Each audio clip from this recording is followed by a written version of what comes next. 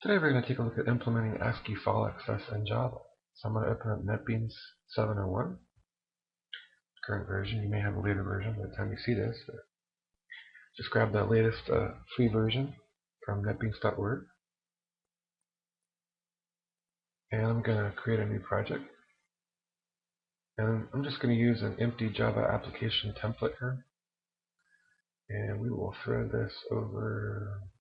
Let's see, I'm going to go up and my C partition's frozen, so I'm going to throw it over here in a directory on my thawed partition. Okay. We'll just call it Java application 2, and some of these extraneous comment tags out. Call it file access. This is going to be sort of an empty console app. Okay. Alright. And we'll just use sort of the empty template there. And let's see, why don't we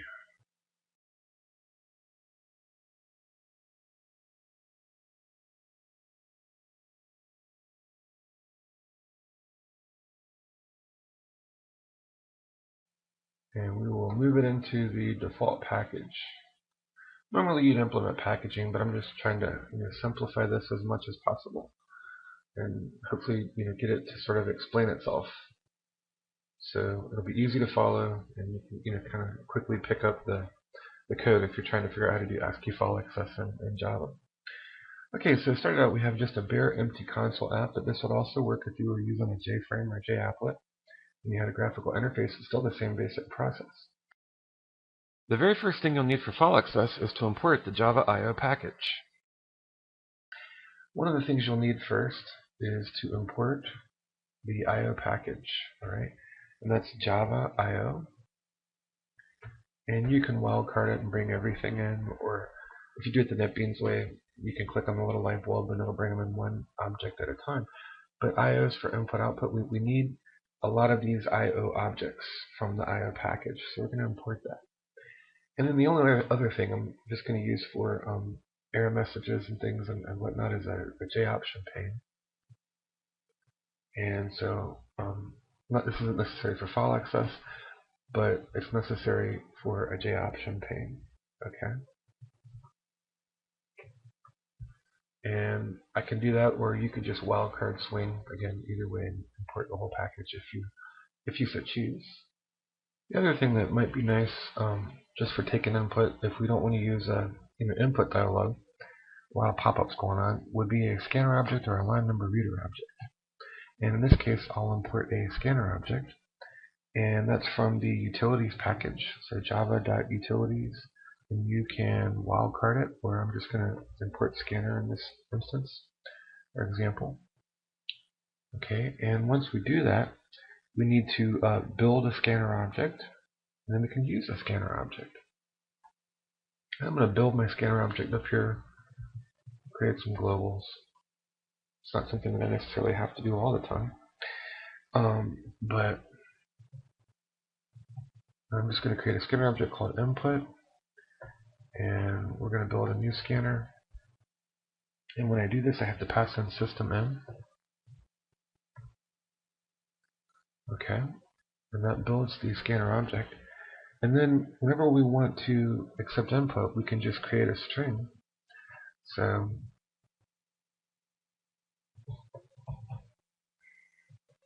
and then I can use my scanner object to take that input.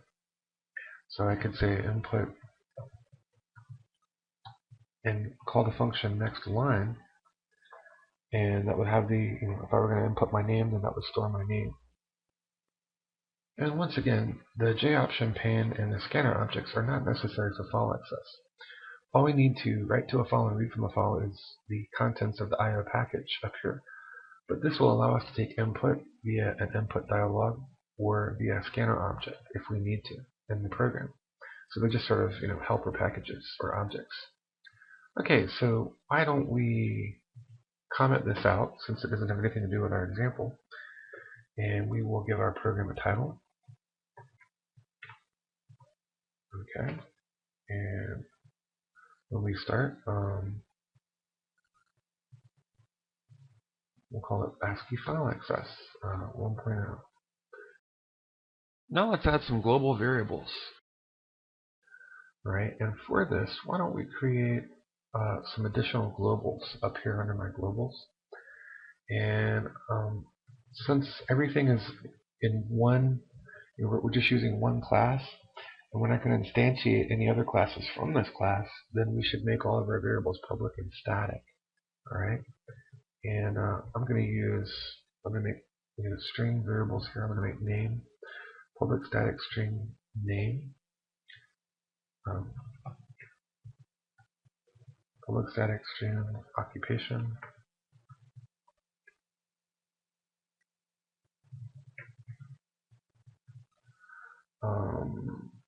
location. You're probably like Germany. There's two others in there. I see that. All right, and let's see.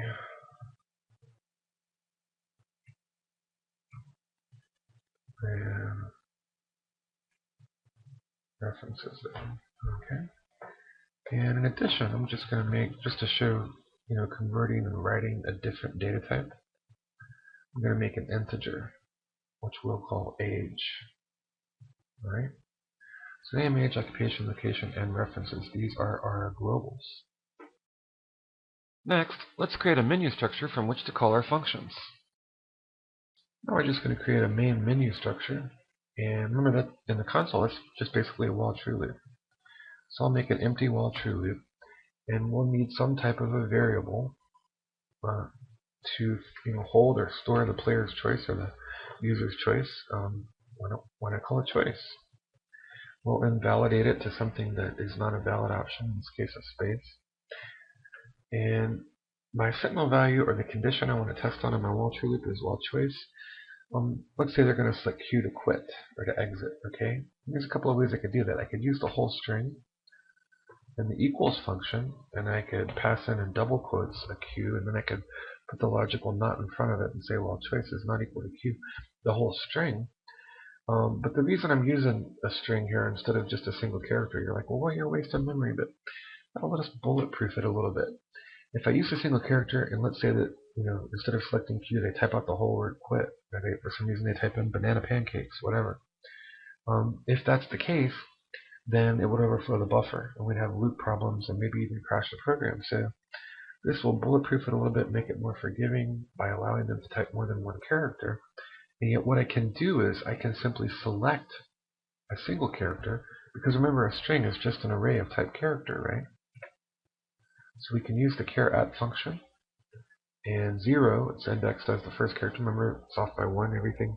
And an array starts counting at 0. And then I can actually use logical not and assignment, not equal to. Okay, and then single quotes, so double quotes, Q. You can do either one here. So that's on a single character. I just want to display my main menu. We can use a system out print statement, and we'll drop down 2 lines. And let's see.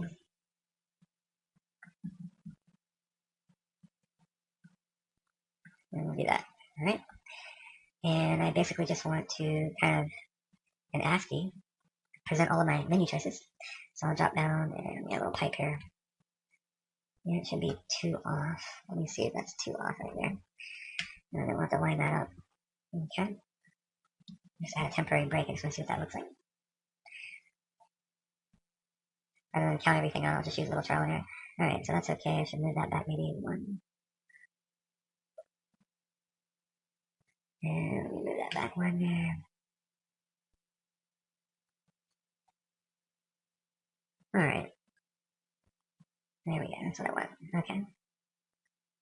And on the next menu entry, what are the things that we want to do here? So let's see. First off, I'll be able to quit. And next, we're going to add some things in here to create a person. and edit a person. At least I'm not, they don't do anything yet, but create a person, edit a person, display a person,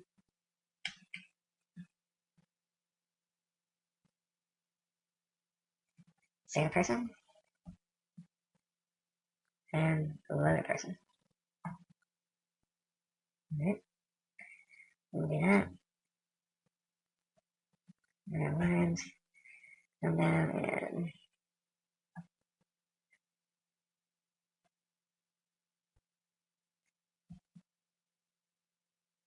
alright.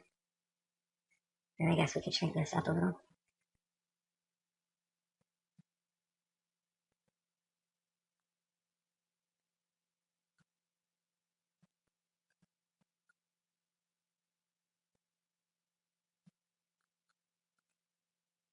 Alright, so let's see how many duplicates there are. Alright, just make sure that that displays the way we want. And pull this up here. That's a little bit off at the end.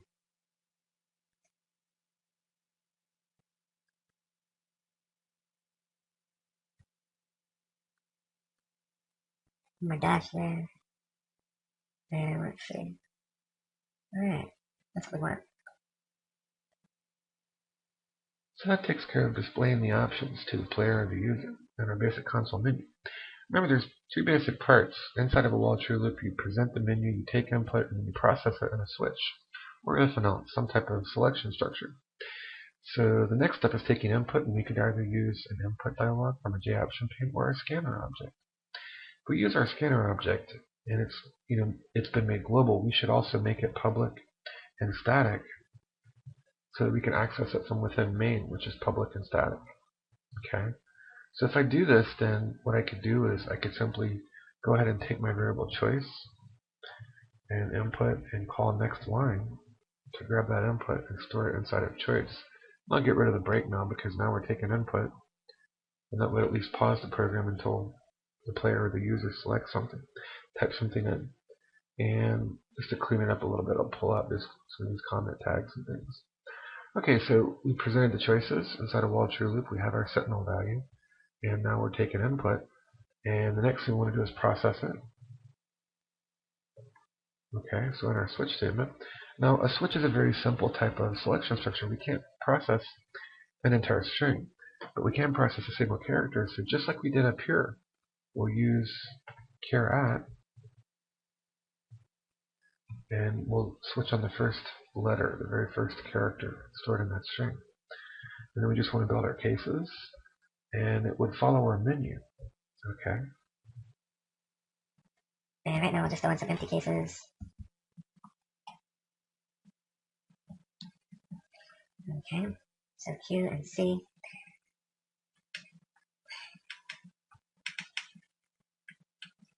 Let's see, we have Q, C, E, D, S, and L. Right, for all of the function calls we'll make. And we'll add a default, in which case we'll just simply say, that was invalid input. Just give all the feedback to the user. The only other thing is, I like to use the first letter, make it capital to sort of emphasize it on the console menu. If they type in capital and we're switching on lowercase, we're going to have to add duplicate cases, one each for upper and lowercase, or we need some way of converting things to lowercase. And so we can use the to lowercase function. So to do that, I'm just going to come up here, and I can assign choice to itself once I've converted it. So choice is equal to choice, and we'll just use the to lowercase function. So we bulletproofed it a little bit in 3 areas. By not using a single character and using an entire string, we can handle situations where they might type in an entire word or more than one character. Otherwise, remember, a character is only 1 byte, and if they typed in more than one, it would overflow the buffer. And that would cause looping and all kinds of weird logic problems and things. So using a string and yet switching on a single character is sometimes better than using just a single character if you're trying to bulletproof things in the console. Next, convert it to lowercase so the player user doesn't have to worry about uppercase, lowercase. And finally, provide a default in your switch statement in case they type in banana or some weird whatever item, and it's not even related to the menu choices and such forth. Alright, so now we have sort of an empty shell or mechanism whereby they can choose what they want to do and then go do something, so select the function to run it. Alright, if they quit, we don't really have to do anything except break, because that's simply the sentinel value to get out of our while true loop. And let's test that. Okay, here's our input. Oops, and why don't we, for aesthetics, why don't we move the cursor? I'm just going to drop down 2 lines and tab over. That'll make the cursor kind of line up with the box, little ASCII box there. Alright, so here's our scanner object, and then if we quit, and then programs in. So that's what we want. Now let's make some empty functions, and we'll take a look at several different types of file access and how to save and load things. Coding the SavePerson function. So let's take a look at the save function. And to do this, we're going to later create a person object, so I'll name this function SavePerson, and this will be to illustrate writing objects to a file. And so it should be public, static, and void. Since we're not instantiating this class, we're just running it straight. And let's call it, definition has to match the invocation or the function call. All right, and here's where we'll put the code for saving a file. And we add some comment tags in here, just as a matter of convenience, or hopefully to help illustrate things, where one function ends and another begins. Okay, so here's our SavePerson function. Here's our main function. Separated with these comment tags, here's our globals and things up here. Okay. There are 4 things we need to do when writing to a file. Create a file object, create a file output stream object, create a PrintStream object, and then print the data to the file. So, with that set up, one of the basic, basic principles of file access is you're always going to try and catch anything that you do, whether you're saving or loading. A lot of things could potentially go wrong in I/O processes. Think about it. There could be a permissions problem on an NTFS partition or POSIX if you're in Linux. There could be, allocation issues if there's not enough space where you're trying to save the file or the file doesn't exist. Or there are indeed a lot of things that might go wrong when you're trying to save things to a file or load things from a file. So because of that, Java requires that you place your I/O operations inside of try and catch blocks. And you can think of try and catch sort of like if and else. And I'll just type some empty ones here. And the code that goes in between the curly braces of the try block is like the if. In other words, if it's successful, whatever you're trying, in this case file access. The catch is sort of like the else. If something goes wrong, you catch an exception, and then you do something in these curly braces. Something went wrong, hey, we'll display an error message or log something to the log or something like that. Now we have to choose a type of exception, and the easiest one is just exception. Exception is sort of the granddaddy of all exceptions, and it'll catch them all. But there are a myriad of specific exceptions that you can catch. I/O exceptions for I/O processes, interrupted exceptions for thread processes and things like that. And in this case, we're just going to system out print something on the console. And no, sometimes autocomplete doesn't give you what you want, but hey. Okay. And I'm just going to say file access error.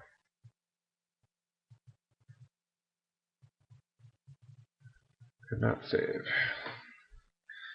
Alright, we'll just allow that to be displayed there. Alright. And then up here, here's where we want to put the code to actually access the file. Okay. And so in order to do this, it's a multi-step process, but whether I'm saving or reading, writing to a file or reading from a file, I need a file object. That's sort of the first matter, or the first thing that we need. So I'm going to create one and call it data file. And it calls the constructor, and into that constructor you pass the name of the file that you're going to create to save to. So let's say that I'm going to call it data1.file. I could do that, or I could concatenate and add a file extension if that was what we needed to do with the program. Either way, it doesn't matter. Okay, so we need a file object. That's sort of one. And what I'll do is in comment tags, I'll throw a comment tag or two up here to sort of remind you what we're doing. 1, create a file object. Okay.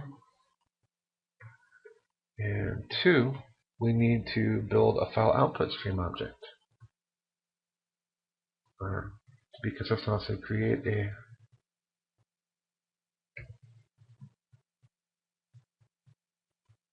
okay. And there, we'll just add comments as we go. So we need to create a file output stream object, and just like we made the file object,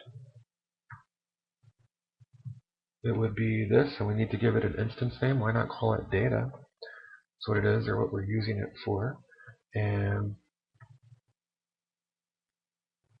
alright, and we'll create a file output stream. We need to call the constructor, and into that constructor we will pass the data file object, the file object that we built or that we created. Alright, so we built our file object, we built our file output stream object. Now we need to build a PrintStream object.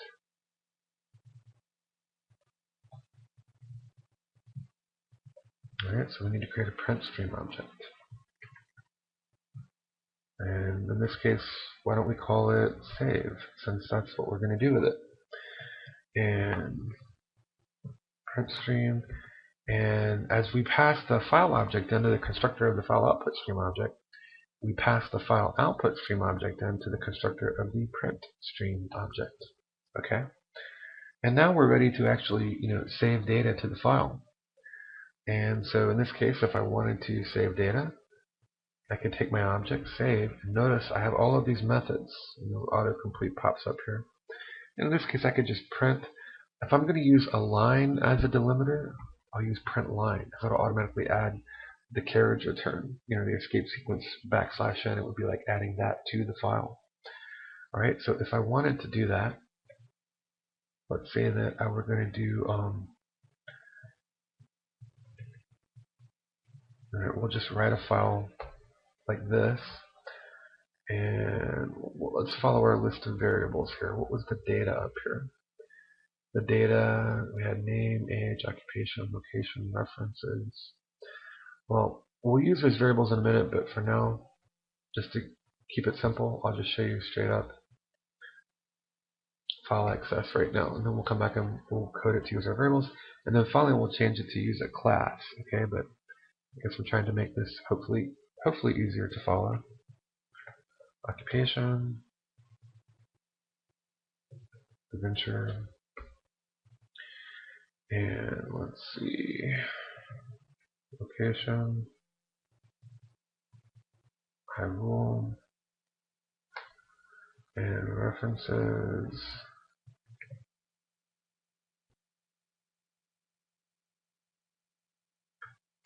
Let's see, link, and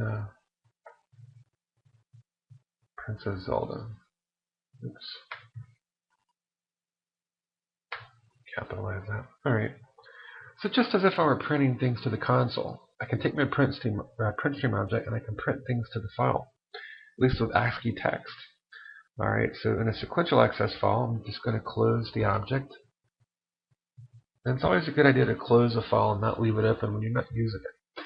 If I left it open and I didn't close it, and inadvertently my program were writing data to it and something happened, heaven forbid, a lightning storm or power outage or something, then that data being written to the file could very easily be corrupted. All right, so I want to close that. I close my PrintStream object, and then I can also close my file output stream object. If I'm done with that, and I am, so I'd close that object as well. Okay. And then the last thing we might do is, this is inside the try block. So this is if things go well. If everything goes as we expect successfully. So I might say,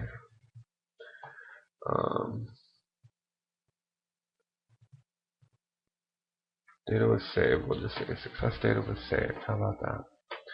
Okay. Alright, so right now this is the only function that exists that we have working. Everything else is just an empty shell. But let's test it out and look at it and see how it works. And let's see, what else? Inside of main, I'm just going to put at the end of main when we exit. I'm just going to add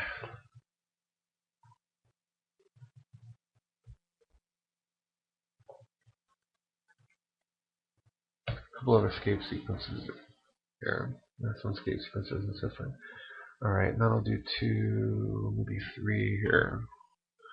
Drop the menu down a little bit. Okay. Alright, so let's go try that and see what happens. So I'm just going to run the program, and we're going to call save a person. Alright, so everything went okay. The catch block wasn't executed, the try was. Let's open it up and take a look. I'm going to go to the directory where I created the project. There's the file. I'm just going to open it up with Notepad.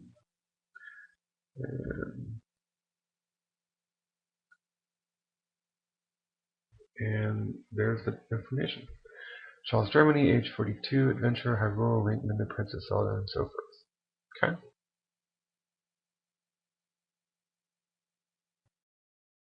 Now let's code our program to allow entering, displaying, and saving the attributes of a person via global variables. Now that we've looked at a basic RAD operation, let's modify this so that we can take advantage of these variables. And to do that, we'll need a function to edit a person, to display a person. We'll have to modify the save a person. We'll have to code load a person. Alright, so the very first thing, why don't we code a function to edit a person and take this input. So we can give value or store values within our variables. Alright, I'm just going to grab this comment tag, and I'll come down here, and we'll make an empty function. Public static void,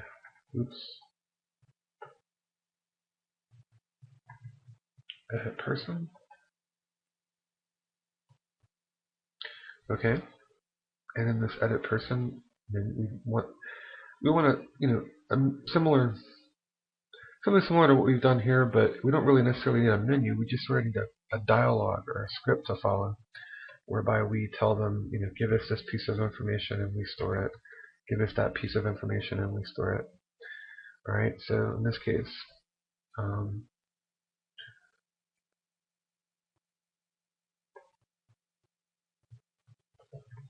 call this one edit person information.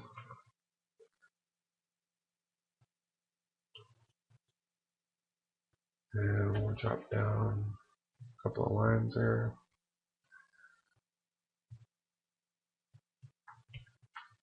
And the first thing we'll do is, why don't we ask them for the person's name, right? And when we do this, we have to take input, and we can use our scanner object. And we need to store it in the appropriate variable. We have a variable name up there, age, occupation, and so forth, right? So we'll want to do that. So why don't we use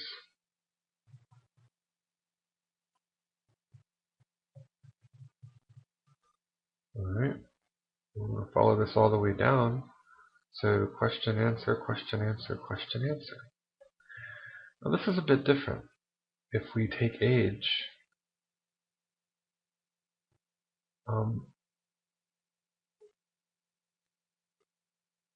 the input that we get from our scanner object comes in as a string.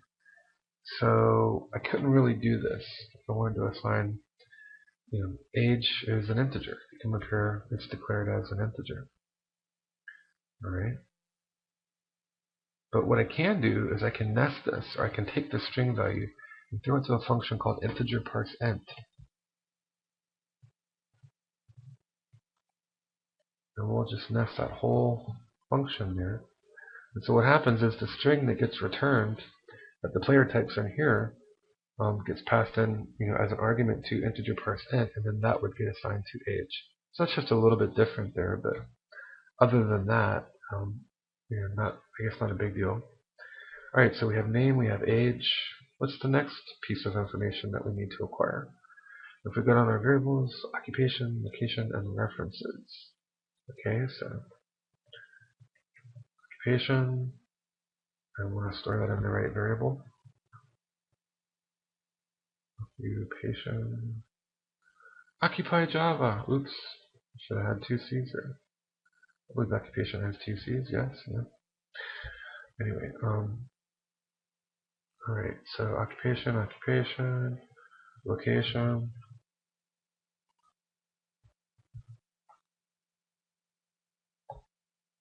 And finally, references.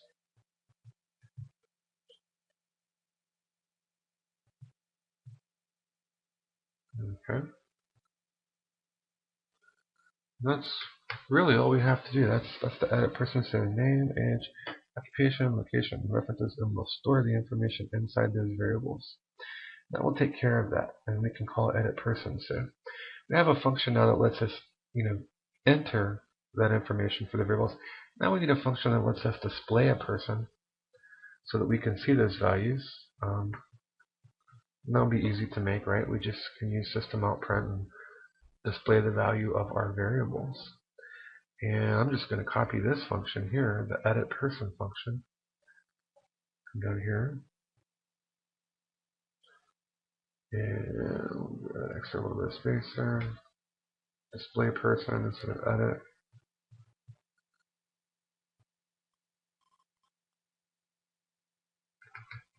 And we'll just call this person information.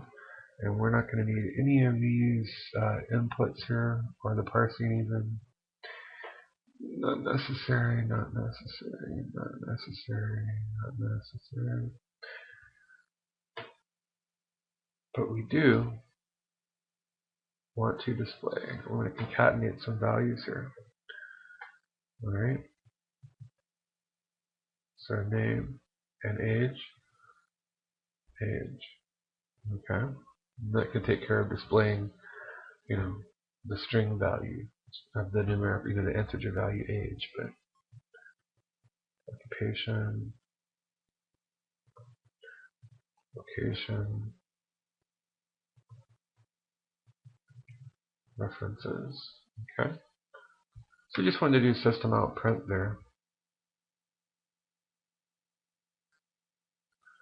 And I paste it over there. So there's the only job of this function is to simply display that information to show us, what a person is.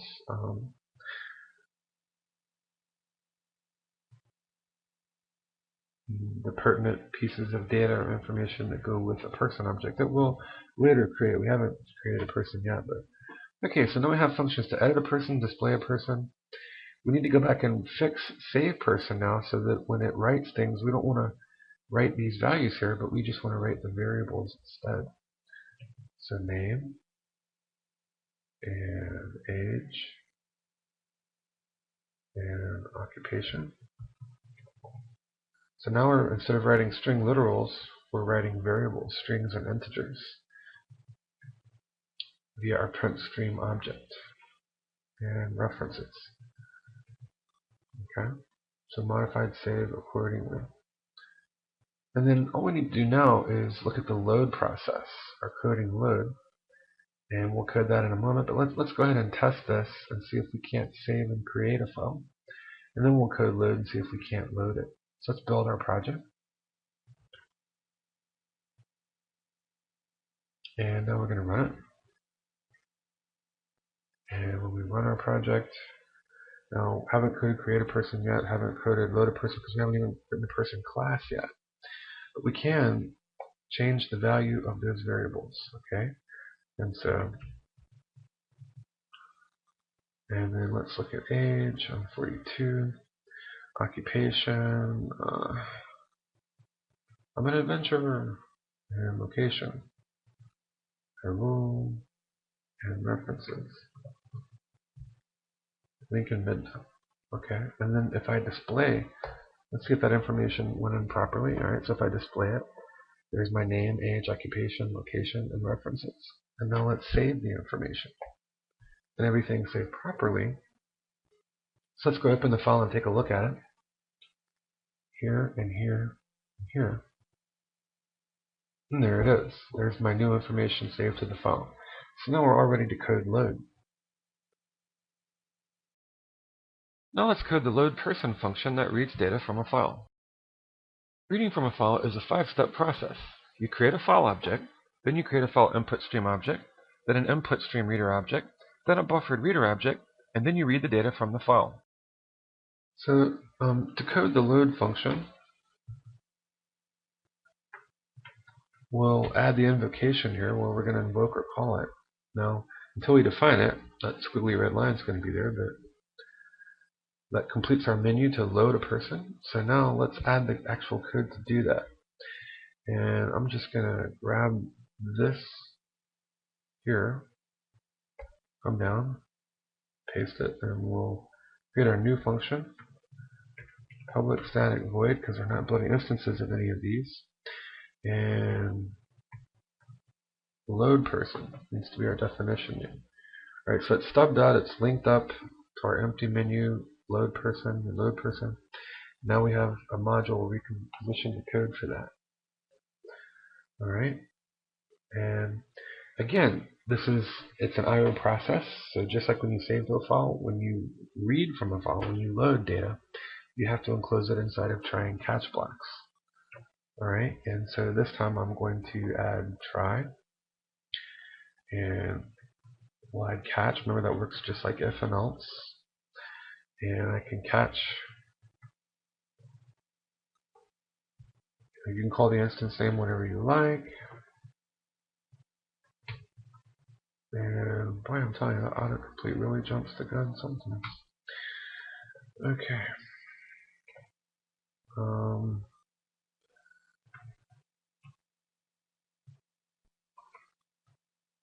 File accessor, what are we going to say? And load data. Or some such thing like that, whatever.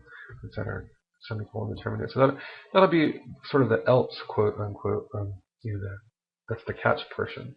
If things go wrong, if things go right, I'm going to put that code in between these curly braces here. And again, remember it was a sort of a 3-step process up here before you wrote to the file. Let me go. And we had to create a file object, file output stream, and a print stream. Well, reading from the file is a very similar process. Okay. And again, I will outline that up here. There's just one extra step we're going to utilize because we're going to use a BufferedReader object. Alright, and let me add the comment tags. Alright.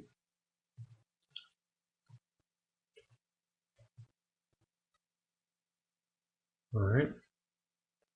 And so I'll just list those as we go for your notes. So the first thing we want to do is build a file object. And why not call it data file? That's what we called it when we were saving it. And it was local, so this is a completely different object. Why not call it the same thing? File object. And we just need to give it a name. And remember that you can concatenate a file extension on there if you want. Or to illustrate, I guess, the differences, I'll just throw in the whole file name. What was it? Data1.file, I believe, is what we created.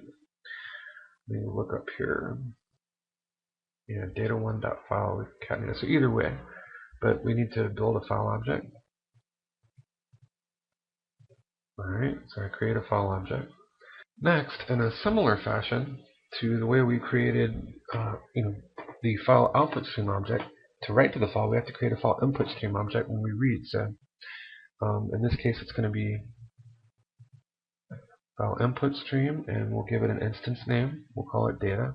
Same name as the write file, but that was local, so that object's completely different. It was destroyed when the save person function ended.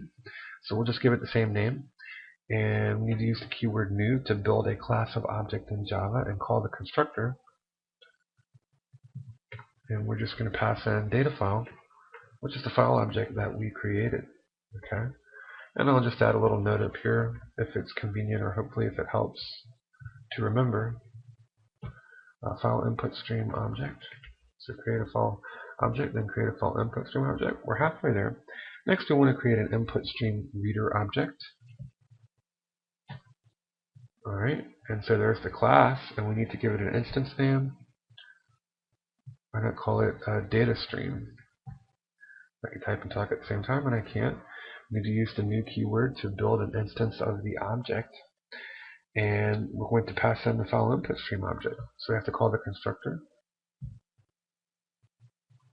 And let's pass in data. So you see the connection here. We built the file object. It got passed in as an argument to the constructor of the file input stream object. We built the file input stream object. It gets passed in as an argument to the InputStreamReader object. Okay, let me add that up here.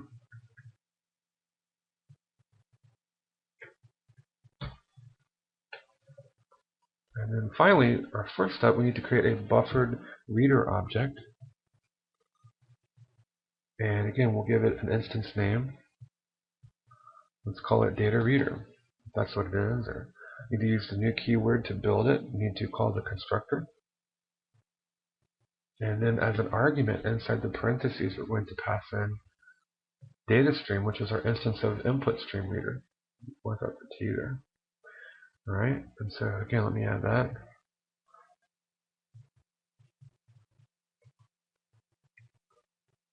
Okay, so just a four-step process, but again, we build the file object, we pass it in, as a parameter or an argument to when we build the file input stream object. We pass it in as an argument or parameter when we build the InputStreamReader object, and then we pass it in as a parameter or argument when we build the BufferedReader object. So that takes care of setting us up for file access, and now all we have to do is just read. Using our BufferedReader object, we can read that data into different variables and things. Now let's read the ASCII data stored in the file into our global variables. Now with everything all set up, we just need to take our variables and read the data into them. So our first one was a string, name. And when it's string data, it's easy because all the data that comes in from the BufferedReader object is going to be string data anyway. So we don't have to parse it or convert it or anything. We simply take the name of the object, in this case DataReader, and call the function readLine on it. Alright. Now the next item, age, is a bit different. That was an integer. It wasn't a string. And so we can't just directly call this. If I tried to illustrate it, I will go ahead and try this. And notice it'll tell me, hey, incompatible types. And that's because this data is coming in as a string, but remember that was an integer. So just like we did before, we have to parse it, remember? So we'll call integer parse int. And we'll get rid of that parenthesis there, and we'll just nest this whole function inside of it as an argument. So this translates into or becomes a string, and then we'll convert it to a number, and then we can assign it to age. That's the only kind of Freaky Friday there. All the rest of the data we had is string data, but this will give you an example of reading and converting both string and integer data. So we did that for age, and now the rest of them was what? Occupation.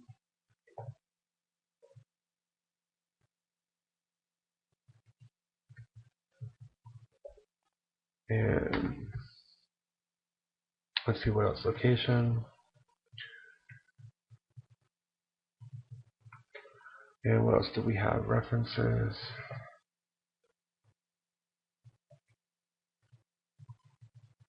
Okay. So that takes care of reading all of our data, our variables in. And then the last thing we do, just like we said when we were writing the file, you don't really want to leave objects open if you don't need them anymore. It's just safer to close them.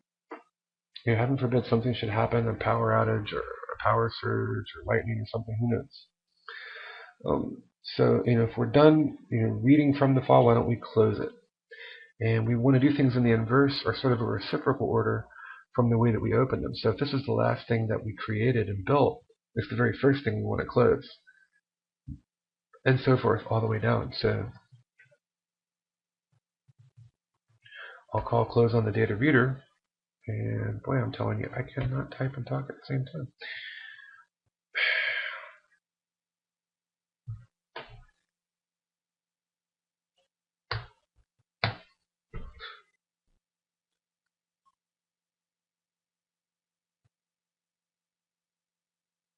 So now we just want to close everything. And again, for the same reason we were talking about before when we were writing to the file, we don't want to leave things open as possible bad things could happen, power outages or power surges or things.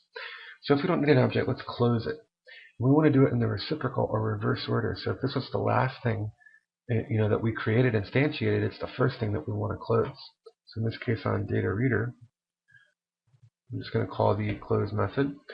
And then what was the next thing? If we're working backwards, it was data stream. So data stream.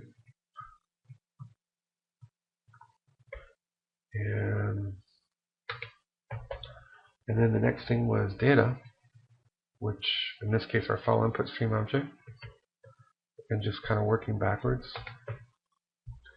And that's it. We don't really have to close the file object. But you'll remember it was a similar process when we were saving a person, right? Close and close. So let's build the project, and we should now be able to read this data from our saved file and display it. So let's test it out.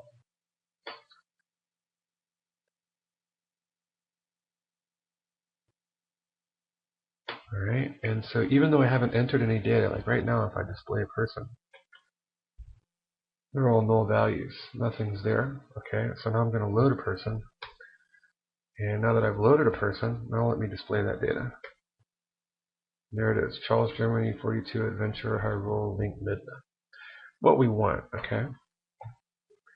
And the only other thing is, how up here we added a little output statement, just saying that things were successful. I'm going to do the same thing in the load person function. I just like to be able to see that data was loaded. How about that? All right, but we can see everything's working.